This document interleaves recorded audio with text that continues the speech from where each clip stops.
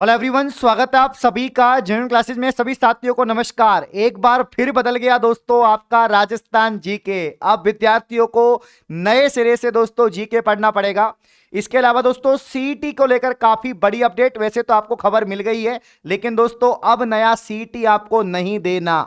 जी हां, जिन्होंने सीईटी दे दिया है, जिनके 40% बन गए हैं, उनको अब नया सीईटी नहीं देना। सीईटी को लेकर क्या अपडेट है, राजस्थान में नए जीके को लेकर क्या अपडेट है, और भैया जिला दर्शन सिर्फ दर्शन बनकर रह गया, दर्शक बनकर रह गया, इसकी भी हम लोग बात करेंगे। तो लास्ट तक वीडियो में बने रहे। आइए वीडियो को स्टार्ट करते हैं।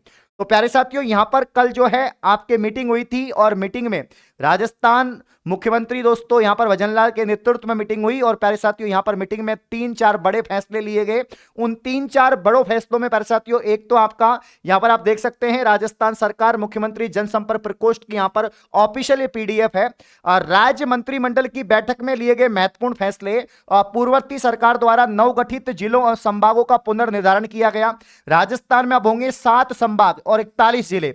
यानी प्यारे साथियों, जो 3 आपके यहां पर नए संभाग बने थे, बांसवाड़ा, पाली और दोस्तों आपका सीकर, उनको निरस्त कर दिया है। अब यथावत जो पहले के 7 संभाग है वही रहेंगे। और नए जिले, जो 17 नए जिले बनाए गए थे, उसमें से भी 9 जिलों को निरस्त कर दिया है। अब 8 जिले यथावत रहेंगे।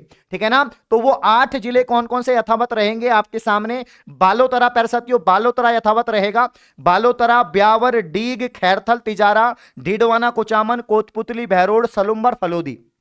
ठीक है ना। ये जो जिले आपके बालोतरा, ब्यावर, डीग, खैरथल, डीडवाना, कोतपुतली, सलुंबर, ये आपके यथावत रहेंगे प्यारे साथियों। इसके अलावा दोस्तों दूदू, केकड़ी, शाहपुरा, नीमका थाना, अनूपगढ़, गंगापुर सिटी, जयपुर ग्रामीण, जोधपुर ग्रामीण और दोस्तों आपका सांचौर, ये अब दोस्तों बुरा ना माने, लेकिन आपका दोस्तों अब जिले समाप्त कर दिए गए हैं। और ये अब जैसे सांचौर जालोर में से बनाया गया तो जालोर ही आपका जिला लगेगा।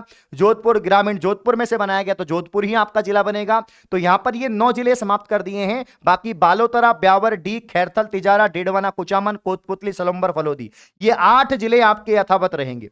ठीक है ना। तो इन 8 जिले और 33 पहले के 41 जिले हो गए हैं और 7 संभाग हो गए हैं। और इसके अनुसार अब आपको जीके दोस्तों पढ़नी पड़ेगी। तो अब आपकी पूरी की पूरी राजस्थान की ज्योग्राफी, राजस्थान की हिस्ट्री और आर्ट एंड कल्चर अपडेटेड हो जाएगी साथियों, याद रखना है।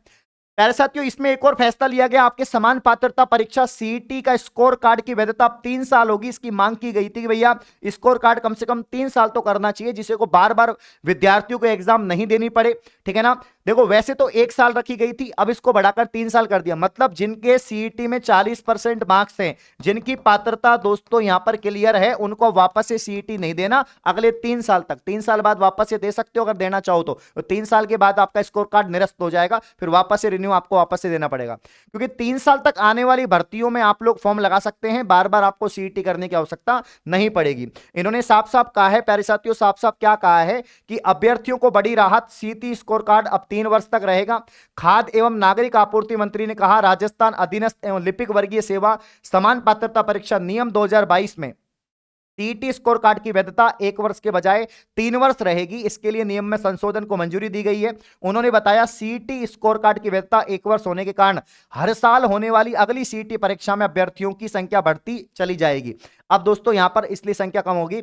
अत्यधिक संख्या में आवेदन आने पर बोर्ड की वित्तीय भार और कठिनाई का सामना करना पड़ता है, इसलिए सीईटी स्कोर कार्ड की वैधता 3 वर्ष करने का निर्णय लिया गया है। साथियों, ये बात आप लोग ध्यान रखेंगे। ठीक है ना। गोदरा ने बताया कि राजस्थान जनजाति विकास, प्यारे साथियों, अधीनस्थ सेवा में यहां पर अब दोस्तों जो आपका छात्रावास अधीक्षक ग्रेड 2, छात्रावास अधीक्षक महिला ग्रेड को समान पात्रता में शामिल किया जा रहा है। यह भी इन्होंने बात की गई है, तो याद रखना। तो सीईटी में शामिल किए जा सकेंगे अभ्यर्थियों को, अधिक पद पे चयन अवसर प्राप्त होगा। तो अब दोस्तों जिन्होंने सीईटी पास यहां पर कर रखा है प्यारे भाइयों, सीईटी पास जिन्होंने कर रखा है, मतलब सीईटी में 40% अगर आपके बन रहे हैं 2024 वाले में, तो आपको वापस से सीईटी नहीं देना।